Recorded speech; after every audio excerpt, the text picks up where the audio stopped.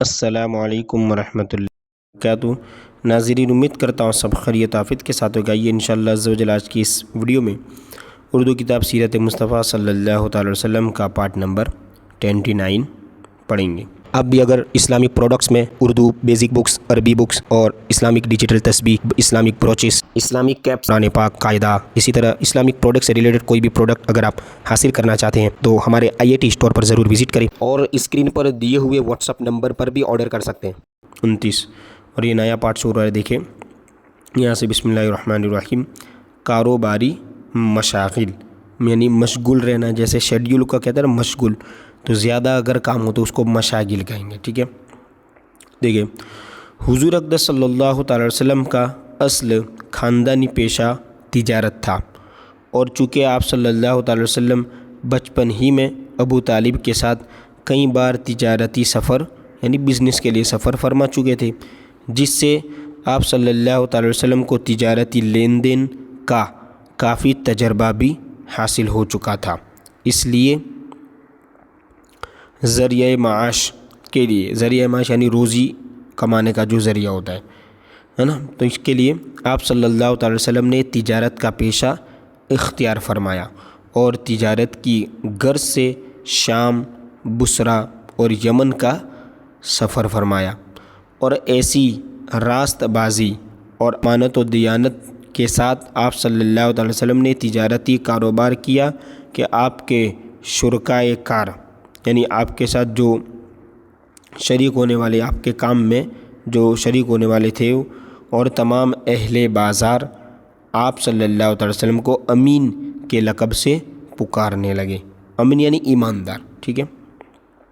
اسی طرح دیکھیں آگے، ایک کامیاب تاجر کے لیے امانت، سچائی، وعدے کی پابندی، خوش اخلاقی تجارت کی جان ہے۔ ان خصوصیات میں مکہ کے تاجر امین صلی اللہ تعالیٰ علیہ وسلم نے جو تاریخی شاہکار پیش کیا، اس کی مثال تاریخ عالم میں یعنی عالم یعنی دنیا کی یہ جو تاریخ ہے اس میں نادر روزگار ہے، ٹھیک ہے۔ اس طرح آگے دیکھیے، حضرت عبداللہ بن ابی الحمصہ صحابی رضی اللہ تعالیٰ عنہ کا بیان ہے کہ نزول وحی اور اعلان نبوت سے پہلے میں نے آپ صلی اللہ تعالی وسلم سے کچھ خرید و فروخت کا معاملہ کیا یعنی بزنس کیا، ٹھیک ہے۔ کچھ رقم میں نے ادا کر دی، کچھ باقی رہ گئی تھی۔ میں نے وعدہ کیا کہ میں ابھی آ کر باقی رقم بھی ادا کر دوں گا۔ اتفاق سے 3 دن تک مجھے اپنا وعدہ یاد نہیں آیا۔